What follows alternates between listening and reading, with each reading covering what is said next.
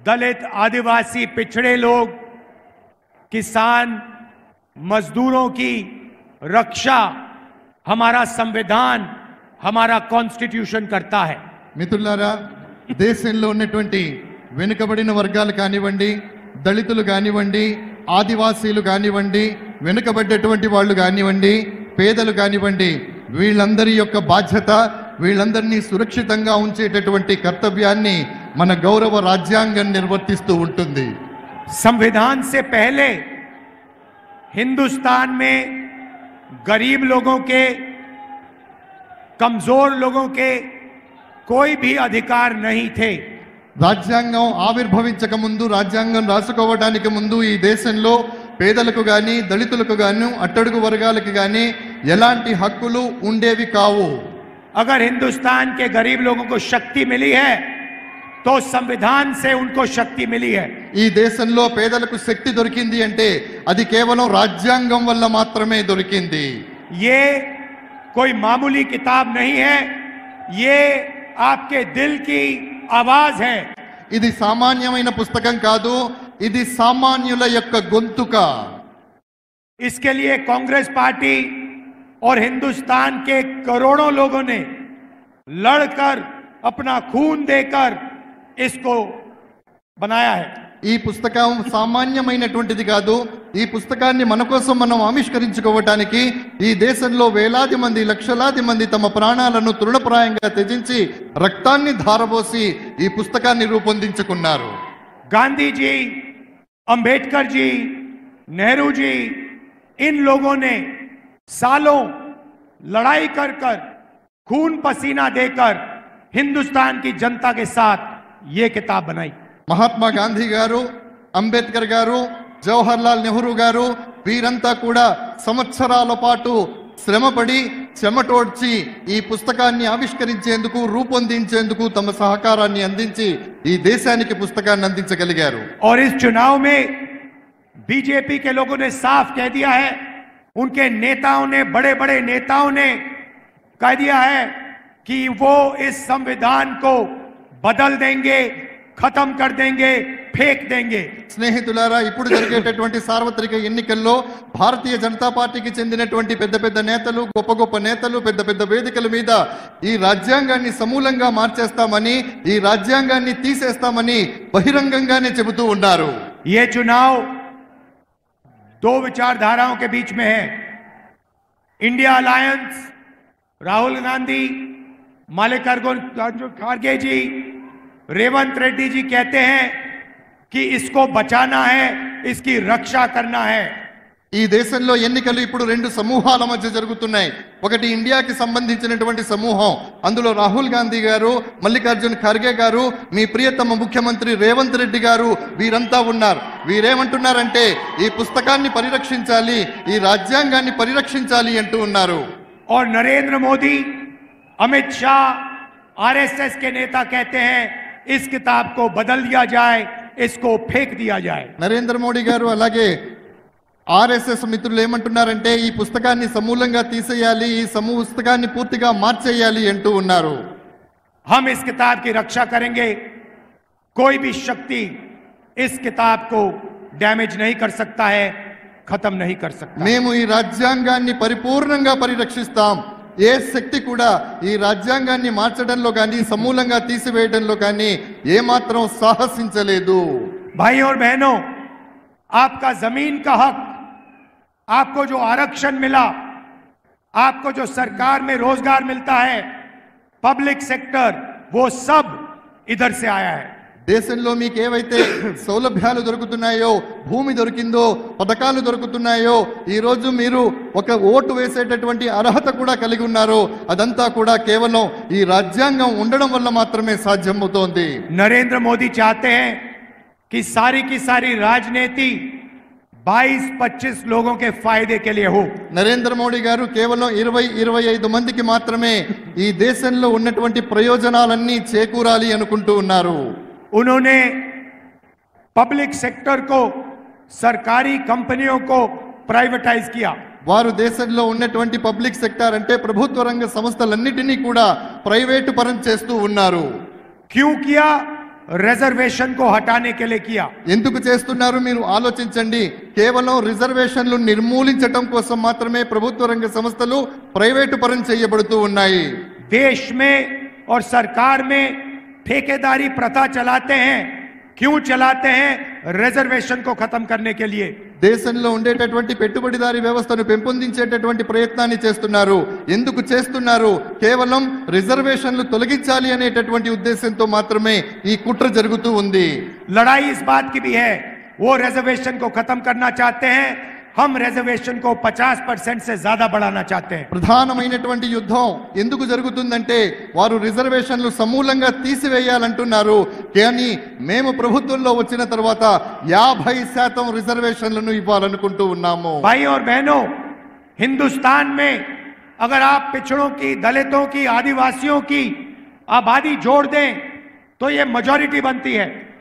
మిత్రులారా, స్నేహితులారా, దేశంలో ఉన్నటువంటి ఆదివాసీలు అంటే గిరిజనులు కానివ్వండి, వెనకబడ్డటువంటి వాళ్ళు కానివ్వండి, వీళ్ళందరి యొక్క గణన గనక మనం చేసినట్టయితే అద్భుతమైనటువంటి ఫలితాలు సాధించే అవకాశం ఉంది. कम से कम 50% पिछड़ा वर्ग है।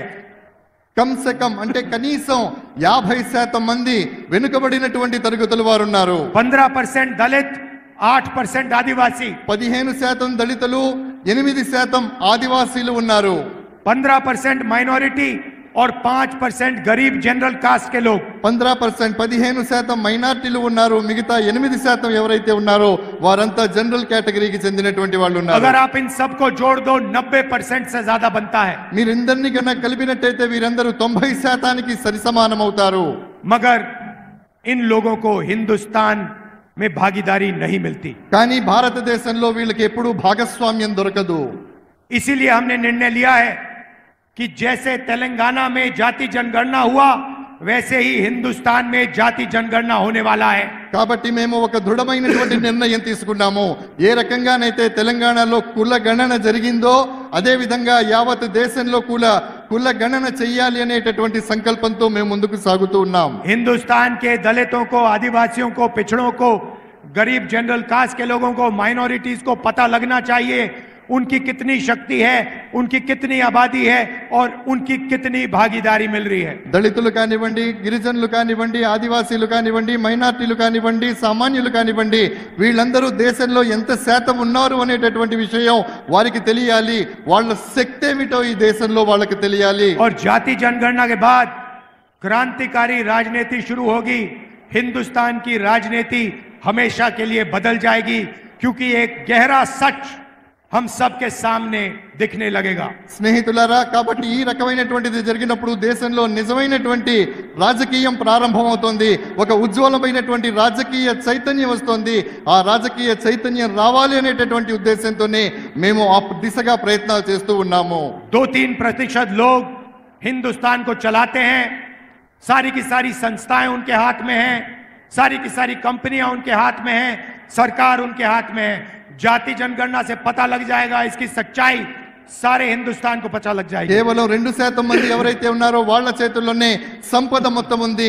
వాళ్ళే ఈ రోజు దేశాన్ని శాసిస్తున్నారు. ఎప్పుడైతే మనం జనగణన, కులగణన చేస్తామో అప్పుడు నిజమైనటువంటి స్టాటిస్టిక్స్, నిజమైనటువంటి నిష్పత్తి బయటికి రావడం జరుగుతుంది. అప్పుడు మన శాతం ఎంత, మన వాటా ఎంత అనేటటువంటి విషయం మనకు అర్థమవుతుంది.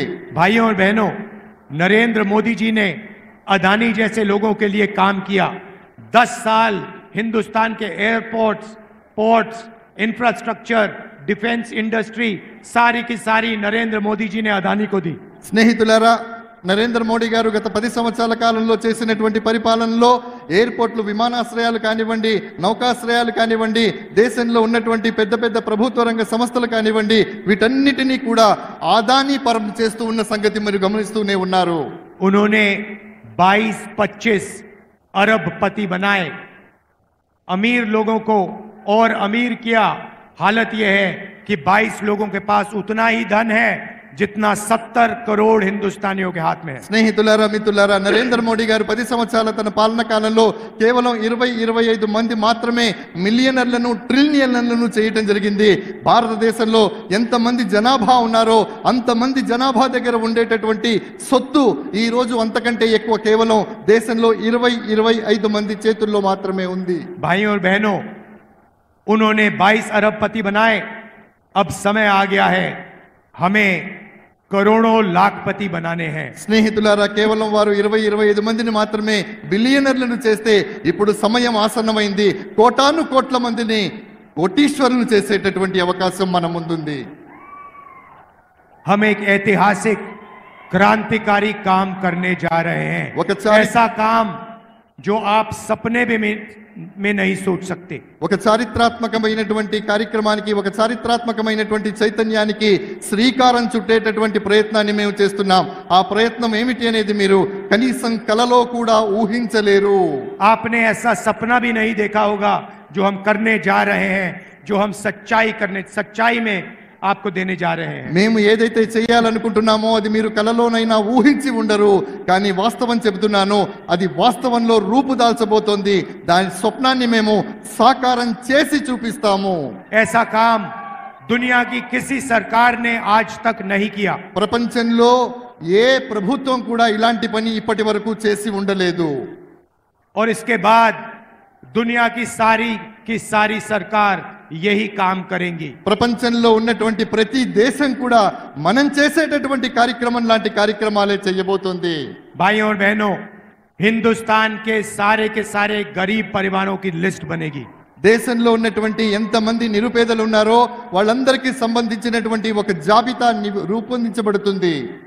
तेलंगाना में हर गांव में जाकर, कस्बों में जाकर हम गरीबों के नाम లిస్ట్ में डालेंगे. తెలంగాణలో ఉన్నటువంటి మారుమూల ప్రాంతాలలో, మారుమూల గ్రామాలలో కూడా మేము వెళ్ళటం జరుగుతుంది. అక్కడ ఉన్నటువంటి ప్రతి పేదవాడి యొక్క పేరుని, చిరునామా మొత్తం కూడా ఆ జాబితాలో పొందుపరుస్తాం. किसान के परिवार, मजदूर के परिवार, दलित, आदिवासी, पिछड़े, गरीब, जनरल कास्ट के लोग, सबसे गरीब लोगों की लिस्ट बनेगी. కార్మికులు, కర్షకులు, రైతులు, మైనార్టీలు, దళితులు, ఆదివాసీలు ఎవరైతే ఉన్నారో వీళ్ళందరికీ సంబంధించినటువంటి ఒక పరిపూర్ణమైనటువంటి నివేదిక, జాబితా రూపొందించబడుతుంది. हर परिवार में से एक महिला का नाम चुना जाएगा. ప్రతి కుటుంబం నుండి ఒక మహిళ పేరును ఎంపిక చేసుకోవడం జరుగుతుంది.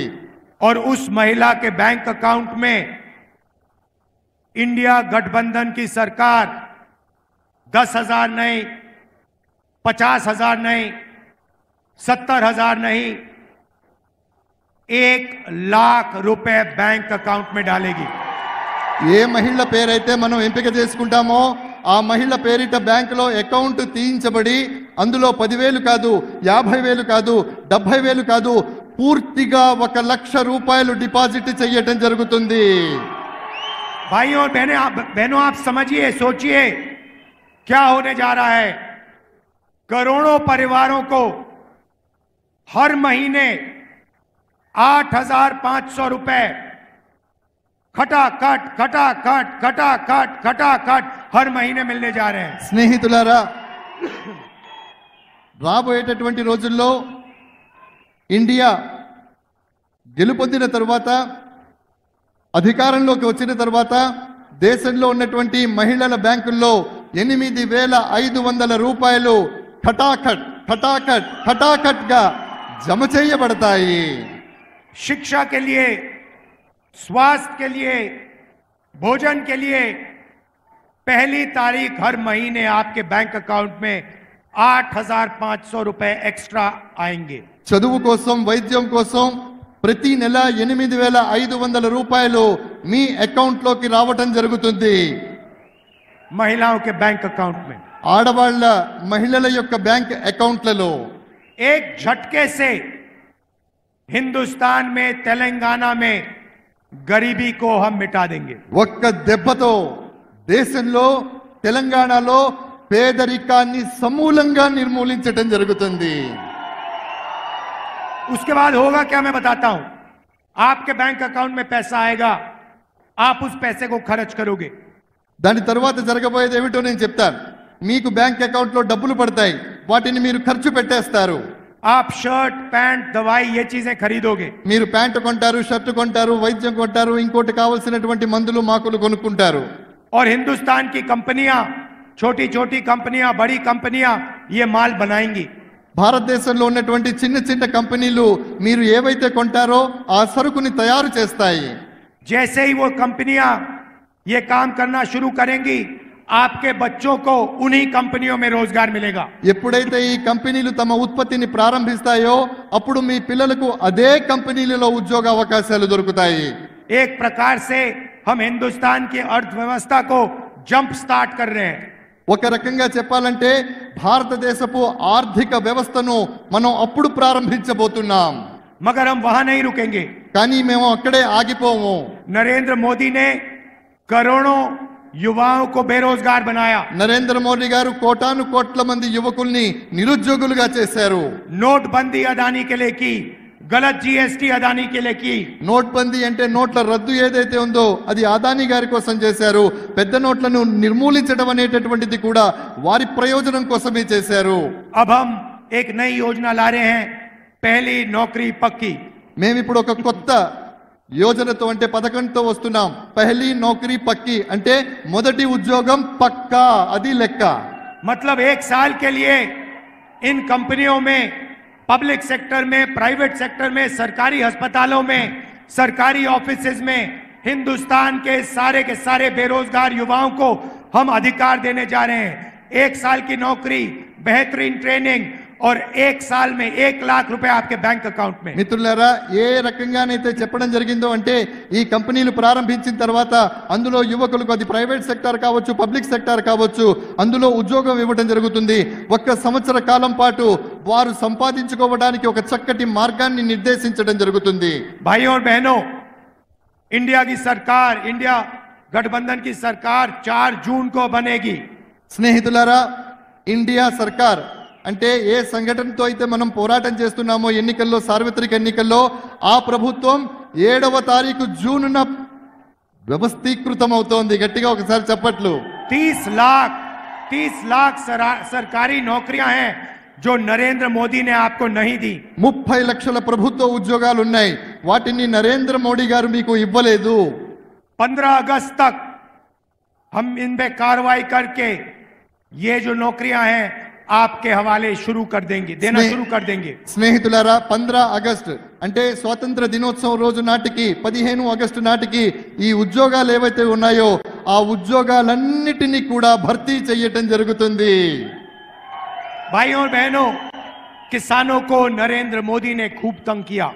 మిత్రులారా, రైతులను నరేంద్ర మోడీ గారు చాలా వేధించారు. अरबपतियों का कर्जा माफ किया, किसानों का कर्जा माफ नहीं करते. కోటీశ్వర్లు ఎవరైతే ఉన్నారో, మిలియనర్లు ఎవరైతే ఉన్నారో వాళ్ళందరి యొక్క రుణాన్ని మాఫీ చేశారు. కానీ రైతుల రుణాలను మాత్రం మాఫీ చేయలేదు. हमारी सरकार आएगी, पहला काम किसानों का कर्जा माफ होगा. మా ప్రభుత్వం వచ్చిన వెంటనే మేము చేసే మొట్టమొదటి పని ఏదైతే ఉందో అది రైతుల యొక్క పరిపూర్ణమైనటువంటి రుణమాఫీ చేయబోతున్నాం. और आपको अनाज के लिए, धान के लिए, शुगर केन के लिए आज నరేంద్ర మోదీ సహీ దామ్ నహీ దిల్వాతే హై. స్నేహితులారా, మనం పండించేటటువంటి ధాన్యానికి కానివ్వండి, ఇతరాతర పంటలకు కానివ్వండి, నరేంద్ర మోడీ గారు సరైనటువంటి వ్యవసాయ ఉత్పత్తులకు ఇవ్వాల్సినటువంటి ధరను ఇవ్వడం లేదు. हम कानूनी मिनिमम सपोर्ट प्राइस, मतलब कानून के मुताबिक आपको अनाज के लिए, धान के लिए, शुगर केन के लिए कम से कम दाम गारंटी करके मिलेगा. చట్ట పరిధిలో మేము ఖచ్చితంగా మీరు పండించేటటువంటి వరకు కానివ్వండి, చెరుకుకు కానివ్వండి, చట్టబద్ధమైనటువంటి మద్దతు ధర ఖచ్చితంగా ఇప్పించి తీరుతాము. भाइयों और बहनों, मजदूरों को आज मनरेगा में 2250 रुपए मिलते हैं. స్నేహితులారా, మన్రేగా పథకంలో భాగంగా ఈ రోజు కార్మికులకు 250 రూపాయలు దొరుకుతూ ఉన్నాయి. सरकार आने के बाद उनको 400 रुपए मनरेगा के लिए मिलेंगे. అది వచ్చి ప్రభుత్వం వచ్చిన తర్వాత మన్రేగాలో భాగంగా 400 రూపాయలు కార్మికులకు ఇవ్వడం జరుగుతుంది. और जो आशा और आंगनवाड़ी में महिलाएं काम करती हैं उनकी आमदनी हम दुगनी करने जा रहे हैं. ఎవరైతే ఆశాలో ఉన్నారో, అంగన్వాడీలో పనిచేస్తున్నటువంటి మహిళలు ఉన్నారో వాళ్ళకు వచ్చేటటువంటి సంపాదన ఏదైతే ఉందో దాన్ని మేము రెట్టింపు చేస్తాము. గట్టిగా చప్పట్లు కొట్టండి అబ్బా. भाइयों और बहनों, मैं आपको साफ बताना चाहता हूं. స్నేహితులారా, సోదర సోదరీమణులారా, నేను మీకు స్పష్టంగా చెప్పాలనుకుంటున్నాను.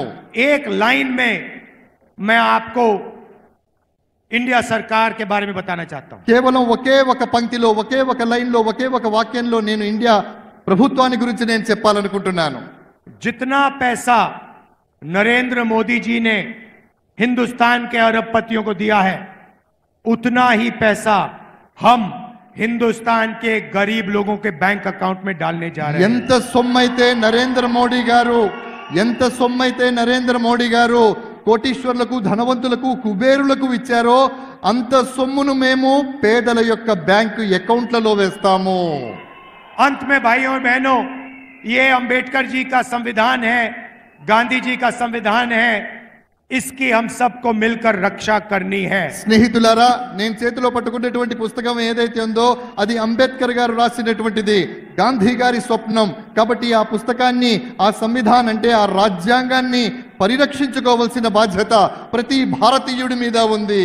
रिजर्वेशन की रक्षा करनी है, पब्लिक सेक्टर की रक्षा करनी है, किसानों, मजदूरों, बेरोजगार लोगों को की रक्षा करनी है. రిజర్వేషన్ల ఫలితంగా రిజర్వేషన్లను మనం కాపాడుకోవాలి. అదే విధంగా కార్మికుల్ని కాపాడుకోవాలి, కర్షకుల్ని కాపాడుకోవాలి, పేదవాళ్ళని కాపాడుకోవాలి. ఇవన్నీ కాపాడుకోవాలంటే మన రాజ్యాంగాన్ని మనం కాపాడుకోవాలి. तेलंगाना में रेवंत रेड्डी जी हैं, कांग्रेस पार्टी के नेता हैं. తెలంగాణ రాష్ట్రంలో రేవంత్ రెడ్డి గారు కాంగ్రెస్ పార్టీ యొక్క నాయకులు, మీ ముఖ్యమంత్రి. हमारी पूरी टीम यहाँ पे आपके लिए काम कर रही है. మా పరిపూర్ణమైనటువంటి టీం ఏదైతే ఉందో మొత్తం ఇక్కడ తెలంగాణలో మీకోసం పనిచేస్తుంది. 30,000 रोजगार दिए आपको. 3,000 మంది మీకోసం పనిచేస్తూ ఉన్నారు. 500 रुपए का गैस सिलेंडर, 500 రూపాయలకు మీకు గ్యాస్ సిలిండర్ దొరుకుతుంది. 10 लाख रुपए का हेल्थ इंश्योरेंस, 10 లక్షల రూపాయల యొక్క హెల్త్ ఇన్సూరెన్స్, ఆరోగ్య బీమా, महिलाओं को फ्री में बस ट्रांसपोर्ट, ఆడవాళ్లు తిరగడానికి ఉచితంగా బస్సు సౌకర్యం, 200 यूनिट फ्री बिजली, 200 యూనిట్ల ఉచిత విద్యుత్తు, రైతు భరోసా का पहला इंस्टॉलमेंट रिलीज किया. రైతు భరోసా ఏదైతే ఉందో మొదటి వాయిదా, మొదటి ఇన్స్టాల్మెంట్ ఏదైతే ఉందో దాన్ని విడుదల చేయడం జరిగింది.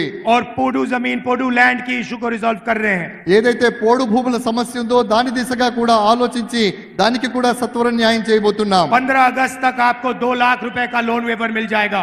15 ఆగస్టు నాటికి 2 లక్షల రూపాయలు మీ అందరికీ కూడా దొరుకుతాయి. यहाँ पे हमारी टीम काम कर रही है. दिल्ली में मैं आपका सिपाही हूं. ఇక్కడ మీ టీం పనిచేస్తూ ఉంది. ఢిల్లీలో నేను మీకు సైనికుడిలా పహారా కాస్తూ ఉన్నాను. जो भी तेलंगाना की जनता को जरूरत होगी, मैं आपके लिए दिल्ली में करने को तैयार हूं. తెలంగాణకి ఏది అవసరమో నేను ఢిల్లీలో మీకోసం చేయడానికి సిద్ధంగా ఉంటాను. आप सबका दिल से धन्यवाद करता हूं कि आप यहां आए, इतने प्यार से आपने मेरी कोई भी अधिकार नहीं थे. రాజ్యాంగం ఆవిర్భవించక ముందు, రాజ్యాంగం రాసుకోవడానికి ముందు ఈ దేశంలో పేదలకు గాని, దళితులకు గాని, అట్టడుగు వర్గాలకు గాని ఎలాంటి హక్కులు ఉండేవి కావు. अगर हिंदुस्तान के गरीब लोगों को शक्ति मिली है तो संविधान से उनको शक्ति मिली है. ఈ దేశంలో పేదలకు శక్తి దొరికింది అంటే అది కేవలం రాజ్యాంగం వల్ల మాత్రమే దొరికింది. ये कोई मामूली किताब नहीं है, ये आपके दिल की आवाज है. ఇది సామాన్యమైన పుస్తకం కాదు, ఇది సామాన్యుల యొక్క గొంతుక. इसके लिए कांग्रेस पार्टी और हिंदुस्तान के करोड़ों लोगों ने लड़कर अपना खून देकर इसको बनाया है. ఈ పుస్తకం సామాన్యమైనటువంటిది కాదు.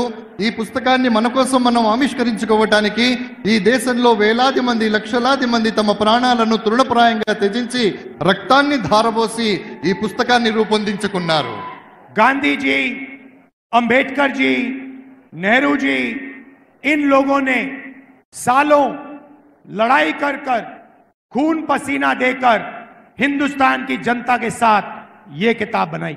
మహాత్మా గాంధీ గారు, అంబేద్కర్ గారు, జవహర్ లాల్ నెహ్రూ గారు వీరంతా కూడా సంవత్సరాల పాటు శ్రమపడి చెమటోడ్చి ఈ పుస్తకాన్ని ఆవిష్కరించేందుకు, రూపొందించేందుకు తమ సహకారాన్ని అందించి ఈ దేశానికి పుస్తకాన్ని అందించగలిగారు. और इस चुनाव में बीजेपी के लोगों ने साफ कह दिया है, उनके नेताओं ने, बड़े बड़े नेताओं ने कह दिया है कि वो इस संविधान को बदल देंगे, खत्म कर देंगे, फेंक देंगे। స్నేహితులారా, ఇప్పుడు జరిగేటటువంటి సార్వత్రిక ఎన్నికల్లో భారతీయ జనతా పార్టీకి చెందినటువంటి పెద్ద పెద్ద నేతలు, గొప్ప గొప్ప నేతలు పెద్ద పెద్ద వేదికల మీద ఈ రాజ్యాంగాన్ని సమూలంగా మార్చేస్తామని, ఈ రాజ్యాంగాన్ని తీసేస్తామని బహిరంగంగానే చెబుతూ ఉన్నారు।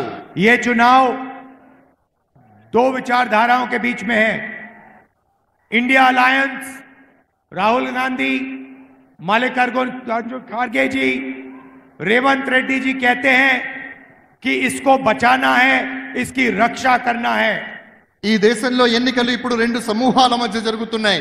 ఒకటి ఇండియాకి సంబంధించినటువంటి సమూహం, అందులో రాహుల్ గాంధీ గారు, మల్లికార్జున్ ఖర్గే గారు, మీ ప్రియతమ ముఖ్యమంత్రి రేవంత్ రెడ్డి గారు, వీరంతా ఉన్నారు। వీరేమంటున్నారంటే ఈ పుస్తకాన్ని పరిరక్షించాలి, ఈ రాజ్యాంగాన్ని పరిరక్షించాలి అంటూ ఉన్నారు। और नरेंद्र मोदी, अमित शाह, आरएसएस के नेता कहते हैं इस किताब को बदल दिया जाए, इसको फेंक दिया जाए। నరేంద్ర మోడీ గారు అలాగే ఆర్ఎస్ఎస్ మిత్రులు ఏమంటున్నారంటే ఈ పుస్తకాన్ని సమూలంగా తీసేయాలి, ఈ పుస్తకాన్ని పూర్తిగా మార్చేయాలి అంటూ ఉన్నారు। हम इस किताब की रक्षा करेंगे, कोई भी शक्ति इस किताब को डैमेज नहीं कर सकता है, खत्म नहीं कर सकता। మేము ఈ రాజ్యాంగాన్ని పరిపూర్ణంగా పరిరక్షిస్తాం, ఏ శక్తి కూడా ఈ రాజ్యాంగాన్ని మార్చడంలో కానీ సమూలంగా తీసివేయడంలో కానీ ఏమాత్రం సాహసించలేదు। भाई और बहनों, आपका जमीन का हक, आपको जो आरक्षण मिला, आपको जो सरकार में रोजगार मिलता है, पब्लिक सेक्टर, वो सब इधर से आया है। దేశంలో మీకు ఏవైతే సౌలభ్యాలు దొరుకుతున్నాయో, భూమి దొరికిందో, పథకాలు దొరుకుతున్నాయో, ఈ రోజు మీరు ఒక ఓటు వేసేటటువంటి అర్హత కూడా కలిగి ఉన్నారో, అదంతా కూడా కేవలం ఈ రాజ్యాంగం ఉండడం వల్ల మాత్రమే సాధ్యమవుతోంది। नरेंद्र मोदी चाहते हैं कि सारी की सारी राजनीति 22-25 लोगों के फायदे के लिए हो। నరేంద్ర మోడీ గారు కేవలం 20-25 మందికి మాత్రమే ఈ దేశంలో ఉన్నటువంటి ప్రయోజనాలన్నీ చేకూరాలి అనుకుంటూ ఉన్నారు। उन्होंने पब्लिक सेक्टर को, सरकारी कंपनियों को प्राइवेटाइज किया। వారు దేశంలో ఉన్నటువంటి పబ్లిక్ సెక్టార్ అంటే ప్రభుత్వ రంగ సంస్థలన్నిటినీ కూడా ప్రైవేటు పరం చేస్తూ ఉన్నారు। क्यों किया? रिजर्वेशन को हटाने के लिए किया। ఎందుకు చేస్తున్నారు మీరు ఆలోచించండి। కేవలం రిజర్వేషన్లు నిర్మూలించడం కోసం మాత్రమే ప్రభుత్వ రంగ సంస్థలు ప్రైవేటు పరం చేయబడుతూ ఉన్నాయి। देश में और सरकार में ठेकेदारी प्रथा चलाते हैं। क्यों चलाते हैं? रिजर्वेशन को खत्म करने के लिए। దేశంలో ఉండేటటువంటి పెట్టుబడిదారీ వ్యవస్థను పెంపొందించేటటువంటి ప్రయత్నాన్ని చేస్తున్నారు। ఎందుకు చేస్తున్నారు? కేవలం రిజర్వేషన్లు తొలగించాలి అనేటటువంటి ఉద్దేశంతో మాత్రమే ఈ కుట్ర జరుగుతూ ఉంది। लड़ाई इस बात की भी है, वो रिजर्वेशन